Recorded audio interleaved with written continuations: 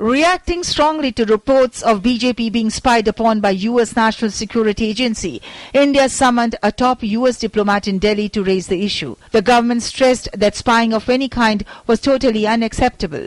India also sought an assurance from the US that it will not happen again.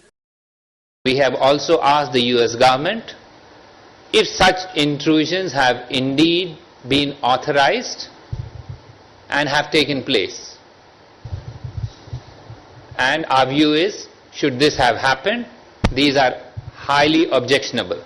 The controversy over reported snooping by the US National Security Agency took a twist after whistleblower Edward Snowden revealed that the spy agency was authorized by US court in 2010 to carry out surveillance on the BJP. Snowden had given the related documents to a US newspaper, the Washington Post. BJP was included in a top secret list of 6 non-US political parties worldwide that the NSA received official permission to covertly spy upon. Opposition parties too strongly condemned the US action. Government of India, Ministry of External Affairs has taken strong exception to the snooping, especially in the background that the Secretary of State is likely to visit India next month, Mr. John Kerry.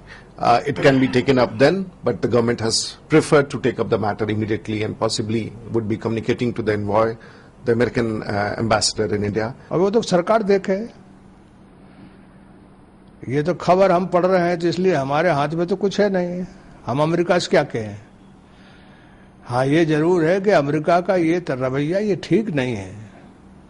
अब वो अकेले यहाँ थोड़ी कर रहे हैं, Europe के सभी देशों के बारे में किया उन्होंने। The big question right now is, why is America spying on India and the BJP in particular?